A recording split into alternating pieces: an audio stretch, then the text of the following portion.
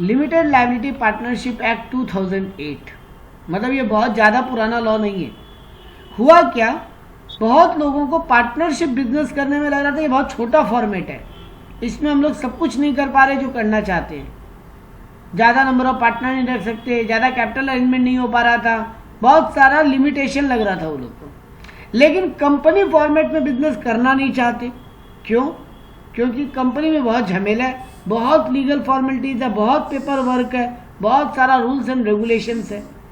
तो न तो हम पार्टनरशिप जैसा छोटा बिजनेस करना चाहते हैं, न हम कंपनी जितना बड़ा बिजनेस करना चाहते हैं, हम कहीं मिड वे में बिजनेस चाह रहे हैं। तो गवर्नमेंट बोला ठीक, हम लोग एक नया एक्ट लेके आते हैं, लिमिटेड लायबिलिटी पार्टनरशिप एक्ट 2008। यह हाइब्रिड वर्जन है पार्टनरशिप का और कंपनी का। पार्टनरशिप से बड़ा बिजनेस, लेकिन कंपनी से छोटा बिजनेस। इसको बनाते वक्त भी ये ध्यान में रखा गया कि दोनों लॉ का, मतलब पार्टनरशिप लॉ और कंपनी लॉ, दोनों का अच्छा पॉइंट इसमें रखा जाए, दोनों का एडवांटेजेस इसमें रखा जाए। तो पहला बात, एलएलपी हाइब्रिड वर्जन है पार्टनरशिप और कंपनी का। इसका कुछ इंपॉर्टेंट पॉइंट जो हम लिखे हैं, एडवांटेज डिसएडवांटेज, वो पढ़ते हैं पहले। LLP has a separate legal entity. तो देखो, पार्टनरशिप में सेपरेट लीगल एंटिटी नहीं था, पार्टनरशिप और पार्टनर्स एक ही माने जाते थे, और कंपनी में सेपरेट लीगल एंटिटी होता है। कंपनी और कंपनी के ओनर को अलग इंसान माना जाता है लॉ की नज़र में। तो ये वाला पॉइंट ये लोग एलएलपी में डाल दिया। LLP is a separate legal entity. Limited liability up to capital contribution. Partnership में अनलिमिटेड लायबिलिटी होता है ना, हम जितना पैसा लगाएं पूरा डूब सकते हैं, प्लस हमको अपने पॉकेट से भी देना पड़ सकता है। और कंपनी में लायबिलिटी हमेशा लिमिटेड होता है, आप जितना कैपिटल लगाए उतना ही डूब सकते हैं, या अगर आपका कॉल्ड मनी बाकी है तो बस उतना ही रुपया मंगवाया जा सकता है। कंपनी का लॉस कितना हुआ उस पर डिपेंड नहीं करता कि आपसे कितना रुपया मांगा जाएगा। मतलब as a shareholder, as a member आपका लायबिलिटी लिमिटेड है। ये फीचर्स भी इसमें रखा गया। तो देखो, दोनों जो डिसएडवांटेज था पार्टनरशिप का, दोनों यहाँ डाल दिए। पार्टनरशिप में सेपरेट लीगल एंटिटी नहीं था, यहाँ है limited liability partnership, limited liability capital है यहाँ पे। तीसरा बात, partners are not agent of each other. Partnership में क्या बात था, हम कोई भी डिसीजन ले रहे हैं, हमको दूसरा पार्टनर के पॉइंट ऑफ व्यू से सोच के लेना पड़ेगा। लेकिन एलएलपी में वैसा नहीं है। एलएलपी में एक दूसरे के एजेंट नहीं है हम लोग। तो ये तीनों ही जो डिसएडवांटेज था पार्टनरशिप में, उसको ये लोग एलएलपी में लेके आ गए, एडवांटेजेस बना दिया। मतलब कंपनी का एडवांटेजेस यहाँ डाल दिया गया। अब देखो एडवांटेजेस क्या क्या एलएलपी का। सबसे बड़ा बात, लायबिलिटी लिमिटेड है। दूसरा बात, ये अपने आप में बॉडी कॉर्पोरेट है, मतलब सेपरेट लीगल एंटिटी है। तीसरा बात, परपीचुअल सक्सेशन। पार्टनरशिप में अगर सारे पार्टनर मर जाए तो क्या होता था पार्टनरशिप का, बोलो? पार्टनरशिप में अगर सारे पार्टनर का डेथ हो जाए तो पार्टनरशिप का बिजनेस का क्या होता था अल्टीमेटली? बोलो, ट्राई करो। सर, सारे पार्टनर का डेथ? हाँ, समझ लो सारे पार्टनर मर गए तो खत्म हो जाएगा। हाँ, यानी डिसोल्यूशन हो जाता था पार्टनरशिप का, है ना? यही तो पढ़े हम लोग कि अगर पार्टनरशिप का डिसोल्यूशन हो जाता है पार्टनर के नहीं रहने पे, यानी पार्टनर है तो पार्टनरशिप, और पार्टनर नहीं है तो फिर कोई पार्टनरशिप नहीं है ना? और कंपनी में क्या पढ़ते थे हम लोग, अगर कंपनी बिजनेस में कल को रिलायंस लिमिटेड का हेड कौन है, मुकेश अंबानी। कल को मुकेश अंबानी उसके पूरी फैमिली को कुछ हो जाए, भगवान नहीं करे, लेकिन अगर हो जाए तो क्या रिलायंस लिमिटेड बंद हो जाएगा? नहीं सर। क्यों नहीं बंद होगा? तो वो इकलौता थोड़ी है, यानी बहुत शेयर होल्डर है, दूसरे कोई उसका शेयर्स किसी और को ट्रांसफर हो जाएगा।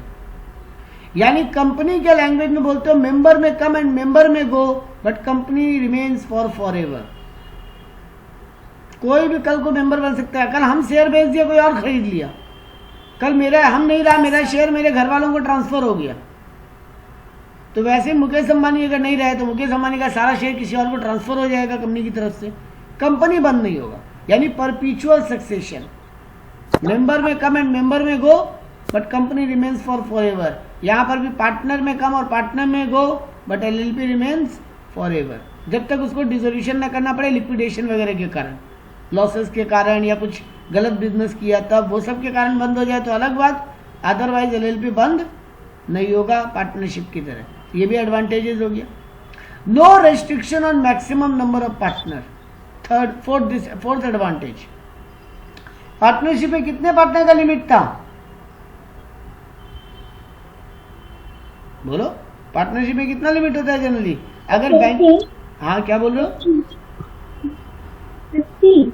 नहीं, अगर आप बैंकिंग बिजनेस करते हो तो 10, और अगर आप normal without banking other than banking business करते हो तो 20। ठीक है, वो यहां पर नहीं है, मतलब यहां कोई रेस्ट्रिक्शन नहीं है, आप जितना नंबर चाहो उतना पार्टनर बनो, मतलब कैपिटल भी अच्छा खासा आने का स्कोप बन गया। अब पांचवा एडवांटेज क्या लिखा? Less legal formalities than company and low cost of formation.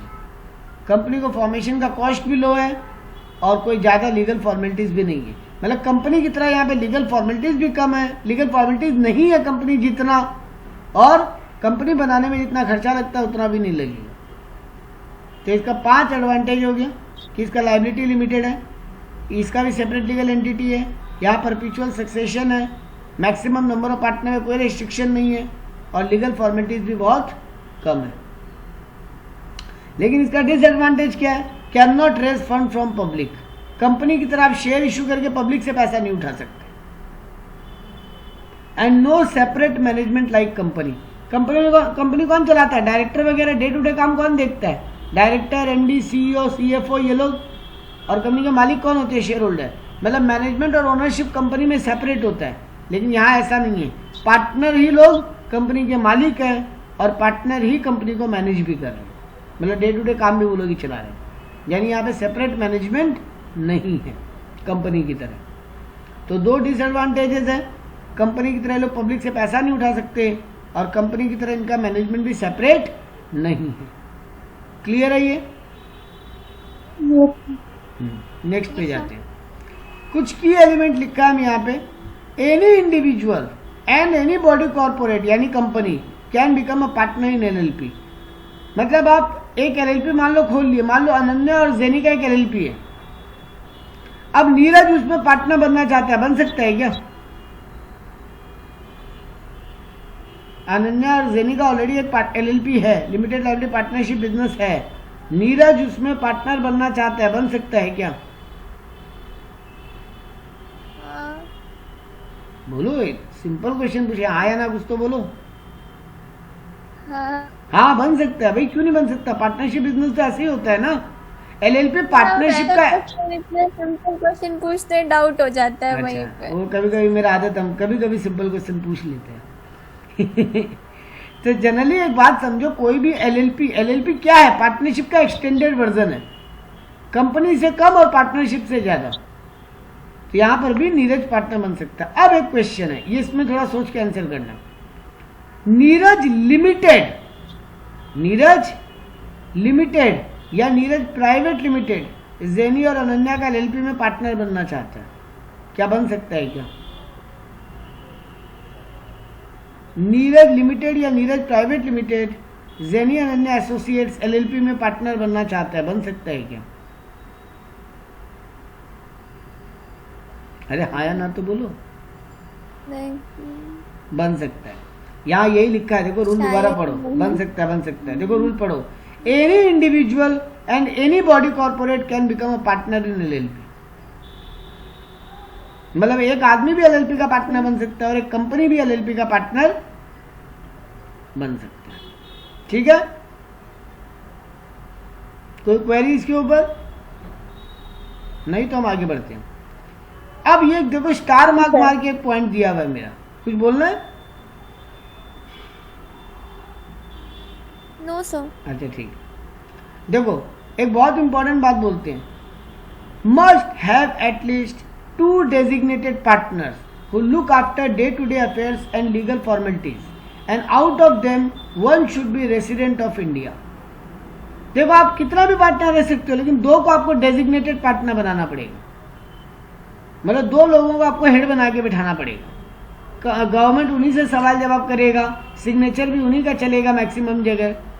तो दो लोगों को आपके जितने भी पार्टनर हैं उनमें से किन्हीं दो को आपको डेजिग्नेटेड पार्टनर बनाना पड़ेगा, और उन दो में से भी कम से कम एक आदमी रेसिडेंट ऑफ इंडिया होना चाहिए।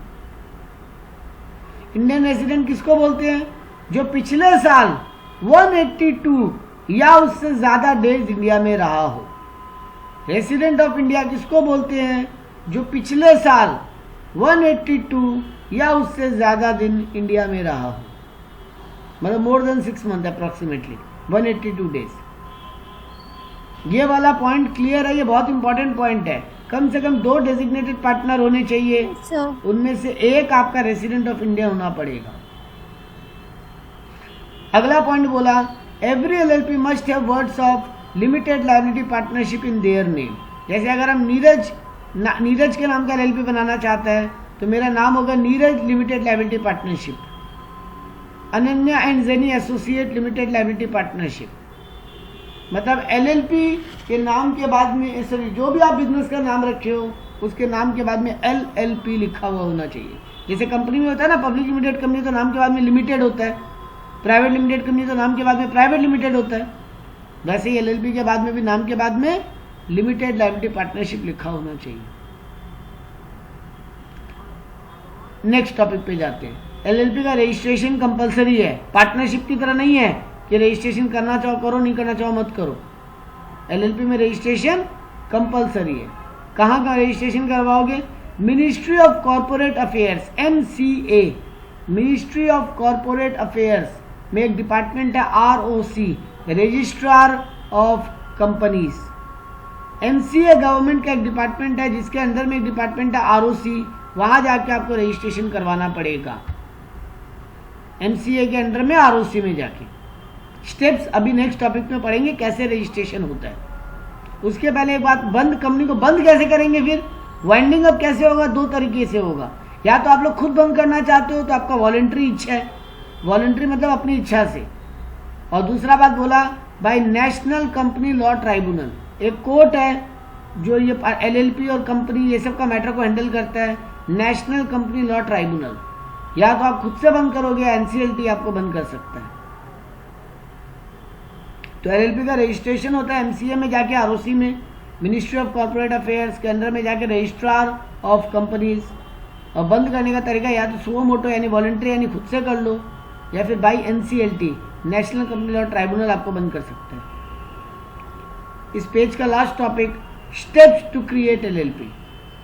सबसे पहले जो आदमी, जो 2 लोग आपके यहाँ पे डेजिग्नेटेड पार्टनर बनना चाहते हैं उनको डीपिन बोल के एक नंबर लेना पड़ेगा, designated partner identification number, designated partner identification number. जैसे आप कॉलेज में एडमिशन लेते हो आपका एक यूनिक आईडी होता है, जैसे आप बोर्ड एग्जाम देते हो आपका एक रोल नंबर होता है, वैसे ही जो कंपनी में डेजिग्नेटेड पार्टनर बनना चाहते हैं उनको एक रजिस्ट्रेशन करवाना पड़ता है और एक नंबर मिलता है जिसको डीपिन बोलते हैं, डेजिग्नेटेड पार्टनर आइडेंटिफिकेशन नंबर। आप ये नंबर लो सबसे पहले। और जो लोग डेजिग्नेटेड पार्टनर बनना चाहते हैं उनका एक डिजिटल सिग्नेचर भी होगा, क्योंकि MCA में सारा काम ऑनलाइन होता है। ROC जो है ना, ROC, उसमें सारा डॉक्यूमेंट ऑनलाइन फिलअप होता है। तो आप सिग्नेचर कैसे करोगे ऑनलाइन में? तो आपका एक डिजिटल सिग्नेचर होना चाहिए। डिजिटल सिग्नेचर क्या होता है? पेन ड्राइव के अंदर एक कोड वाला सिग्नेचर होता है, आप पेन ड्राइव लैपटॉप में लगाओ, वो जो फॉर्म है, जो ROC का कोई भी फॉर्म आप भर रहे हो वो ओपन करो, वहाँ पे एक ऑप्शन आएगा अटैच सिग्नेचर, आप क्लिक करो, अपना पासवर्ड दो, आपका अपने आप वहाँ पे सिग्नेचर छपा हुआ आ जाएगा। तो आपको डिजिटल सिग्नेचर लेना पड़ेगा। अब आपको चेक करना पड़ेगा जो नाम से आप LLP बनाना चाहते हो नाम अवेलेबल है क्या। तो एक फॉर्म नंबर 1 होता है, वो फॉर्म नंबर 1 आप फाइल करो और पता कर लो आपको जो नाम चाहिए वो नाम अवेलेबल है कि नहीं। फिर फॉर्म नंबर 2 फाइल करो रजिस्ट्रार के पास within 60 days from name approval with fees signed by advocate, chartered accountant और कंपनी सेक्रेटरी। कोई डेजिग्नेटेड पार्टनर तो साइन करेगा ही। उसके अलावा रजिस्ट्रेशन के लिए जब फॉर्म नंबर 2 जमा करोगे नेम अप्रूवल के बाद उसमें एक एडवोकेट या एक CA या एक CS का भी सिग्नेचर लगेगा। फिर फॉर्म नंबर 3 फाइल होता है after incorporation of LLP agreement, after incorporation of LLP agreement to be filed. अब आप लोगों के बीच में एग्रीमेंट हुआ होगा ना कुछ, सैलरी कितना मिलेगा, इंटरेस्ट ऑन कैपिटल कितना कितना मिलेगा, एक एग्रीमेंट हुआ होगा आपस में, वो एग्रीमेंट का कॉपी रजिस्ट्रेशन के बाद 30 दिन के अंदर फाइल करो फॉर्म नंबर 3 में। तो पहले नेम अवेलेबिलिटी के लिए फॉर्म नंबर 1 भरो, जिस दिन नेम अवेलेबल मिल जाए आपको कि हाँ आप जो नेम चाहते हो अवेलेबल है, फिर फॉर्म नंबर 2 फाइल करो रजिस्ट्रेशन के लिए विदिन 60 डेज। उस पर डेजिग्नेटेड पार्टनर का साइन होगा प्लस या तो एडवोकेट या सीए या सीएस का साइन। उसके बाद आपको एलएलपी रजिस्ट्रेशन के बाद 30 दिन के अंदर अपना एग्रीमेंट का भी कॉपी जमा देना पड़ेगा फॉर्म नंबर 3 में। तो form number 1, form number 2, form number 3, ये है स्टेप्स। पहले डीपिन लो, डिजिटल सिग्नेचर लो, फॉर्म नंबर 1 से नेम अवेलेबिलिटी चेक करो, फॉर्म नंबर 2 से रजिस्ट्रेशन करवाओ और फॉर्म नंबर 3 से अपना एग्रीमेंट का कॉपी जमा करो। ये स्टेप्स क्लियर है सबको? Yes sir. नेक्स्ट पेज में मूव कर रहे हैं, लास्ट पेज। कुछ और भी रिक्वायरमेंट्स हैं। अगर आप एक एलएलपी बना लेते हो, देखो हम क्या बोले थे, कंपनी की तरह लीगल डॉक्यूमेंट उतना नहीं जमा देना पड़ेगा, लेकिन कुछ तो जमा करना पड़ेगा, क्योंकि आप पार्टनरशिप से बड़ा बिजनेस कर रहे हो और कंपनी से छोटा, तो आपको थोड़ा बहुत डॉक्यूमेंट जमा देने का क्राइटेरिया रखा, बाकी सारा नहीं। तो देख थोड़ा बहुत क्या क्या है। Annual return to be filed within 60 days from close of financial year. हर फाइनेंशियल ईयर के बाद 60 दिन के अंदर आपको एक एनुअल रिटर्न फाइल करना पड़ेगा। वो एनुअल रिटर्न क्या है, उसमें आप अपने एलएलपी का सारा डिटेल भरोगे, कौन कौन डेजिग्नेटेड पार्टनर है, कौन नया ज्वाइन किया, कौन पुराना छोड़ के गया, मेन बिजनेस क्या है, अपने कंपनी के बारे में सारी, एलएलपी के बारे में सारी इन्फॉर्मेशन भरोगे आप उसमें, पिछले साल में जो भी चेंजेस आए उसको लेके। तो आपको एनुअल रिटर्न फाइल करना पड़ेगा 60 डेज में closure of the financial year से। एक स्टेटमेंट ऑफ अकाउंट यानी बैलेंस शीट पीएल, ये सब भी फाइल करना पड़ेगा 30 October every year. April to March accounts हो गया, मार्च के बाद 30 अक्टूबर तक का टाइम मिलेगा, 6 महीना का, 7 महीना का इनफैक्ट। उस 7 महीना में आपको एलएलपी का अकाउंट्स भी सबमिट करना पड़ेगा। ऑडिट कंपलसरी होगा अगर आपका टर्नओवर 40 लाख से ज्यादा है। दिव्यम हम लोग एलएलपी पढ़ रहे हैं, लिमिटेड लायबिलिटी पार्टनरशिप, तो ठीक है, तुम जो ये पार्ट हम समझा दे रहे हैं, फिर बैक वाला पार्ट एक बार रिकॉल मार दे रहे हैं, और तुम प्लीज वीडियो भी गो थ्रू कर लेना एक बार, ठीक है। छोटा सा चैप्टर है 2 पेज का। हम लोग पढ़ रहे हैं एलएलपी क्या होता है, पार्टनरशिप से बड़ा बिजनेस और कंपनी से छोटा बिजनेस, मतलब हाइब्रिड वर्जन है पार्टनरशिप और कंपनी का, ठीक है। तो एलएलपी अगर आप बना लेते हो तो आपको क्या क्या लीगल डॉक्यूमेंट सबमिट करना पड़ता है एलएलपी बनाने के बाद हर साल, वो वाला पार्ट पढ़ रहे हैं, फिर हम बैक वाला पार्ट एक बार रिकॉल कर देगा तुमको 5 मिनट में। तो हम लोग पढ़ रहे थे कि एक एलएलपी अगर बन गया है तुम्हारा, तो तुमको एनुअल रिटर्न फाइल करना पड़ता है विदिन 60 डेज। हर साल अप्रैल टू मार्च अकाउंट्स बनाए, उसके बाद 60 दिन के अंदर एक एनुअल रिटर्न फाइल करना पड़ता है। फिर स्टेटमेंट ऑफ अकाउंट्स फाइल करना पड़ता है हर साल 30 अक्टूबर के पहले। अप्रैल टू मार्च बिजनेस किए, मार्च के बाद से लेकर 30 अक्टूबर के बीच में आपको अपना बैलेंस शीट पीएल सब सबमिट करना पड़ेगा। एक एलएलपी को ऑडिट करवाना पड़ेगा अगर उसका टर्नओवर 40 लाख से ज़्यादा है या फिर कैपिटल कंट्रीब्यूशन 25 लाख से ज़्यादा है। अगर एक एलएलपी का कैपिटल 25 लाख से ज़्यादा है और सेल यानी टर्नओवर 40 लाख से ज़्यादा है, दोनों में से एक भी कंडीशन मीट हो रहा है, आपको ऑडिट करवाना पड़ेगा। और एक इंपॉर्टेंट डॉक्यूमेंट फाइल करना पड़ता है, स्टेटमेंट ऑफ सॉल्वेंसी, मतलब आप सॉल्वेंट हो कि नहीं, मतलब आप लोगों का पैसा चुकाने का कैपेबल हो कि नहीं हो, इस बात के लिए आपको हर साल एक डॉक्यूमेंट फाइल करना पड़ेगा, statement 30 October every year. April to March business चला, आने वाला 30 अक्टूबर के अंदर सॉल्वेंसी स्टेटमेंट। तो मेनली आपको 3 डॉक्यूमेंट सबमिट करने पड़ेंगे, 3। Number 1 document annual return, number 2 statement of accounts, number 3 solvency statement. और आपको ऑडिट करवाना पड़ेगा अगर आपका सेल 40 लाख से ज़्यादा और कैपिटल या फिर कैपिटल 25 लाख से ज़्यादा, दोनों में से कोई भी एक कंडीशन मीट कर रहे हो। तो एक एलएलपी को यही डॉक्यूमेंट सबमिट करना पड़ता है। एलएलपी और पार्टनरशिप में डिफरेंस क्या है, हम क्या बोले थे, एलएलपी पार्टनरशिप से बड़ा बिजनेस है लेकिन कंपनी से छोटा बिजनेस है। तो पार्टनरशिप और कंपनी के बीच का बिजनेस है एलएलपी। तो देखो यहाँ पे हम डिफरेंस बिटवीन लिखे एलएलपी और पार्टनरशिप के बीच में, एलएलपी और कंपनी के बीच में। एलएलपी एक्ट 2008 में बना था, पार्टनरशिप एक्ट बना था 1932 में। एलएलपी अपने आप में सेपरेट लीगल एंटिटी है, पार्टनरशिप और पार्टनर सेम बिजनेस माना जाता है, वहाँ कोई सेपरेट लीगल एंटिटी नहीं है। LLP as a separate legal entity, partnership has not. LLP का रजिस्ट्रेशन मैंडेटरी है, पार्टनरशिप का रजिस्ट्रेशन ऑप्शनल है, आपका चॉइस, आप कराओ या मत कराओ। LLP में परपिचुअल सक्सेशन है, मतलब कल को अगर पार्टनर का डेथ हो जाए कोई और पार्टनर बन जाएगा, LLP बंद नहीं होगा। लेकिन पार्टनरशिप में अगर पार्टनर मर जाए, रिटायर हो जाए, इंसॉल्वेंट हो जाए, फर्म बंद हो जाता है, नया फर्म क्रिएट होता है। LLP में आपको अपने बिजनेस के नाम के आगे 3 वर्ड लगाना ही पड़ेगा। अगर नीरज LLP है तो नीरज एंड एसोसिएट्स LLP, मेरे को मेरे नाम के आगे LLP लगाना ही पड़ेगा। पार्टनरशिप में हम कोई भी नाम रख सकते हैं। LLP में लायबिलिटी लिमिटेड होता है, LLP का लायबिलिटी अनलिमिटेड नहीं होता। LLP में जो जितना पैसा लगाया उतना ही उसका लायबिलिटी है, जबकि पार्टनरशिप में हमेशा अनलिमिटेड लायबिलिटी हुआ करता था। LLP में कोई किसी का म्यूचुअल एजेंट नहीं है, सब अपना अपना सोच के डिसीजन लो। लेकिन पार्टनरशिप में सब एक दूसरे के म्यूचुअल एजेंट है, हर कोई डिसीजन मेकिंग के पहले दूसरे के बारे में भी सोचेगा। LLP डिसॉल्व होता है as per LLP act, partnership dissolve होता है एज पर पार्टनरशिप डीड और पार्टनरशिप एक्ट। अब LLP और कंपनी में क्या फर्क है?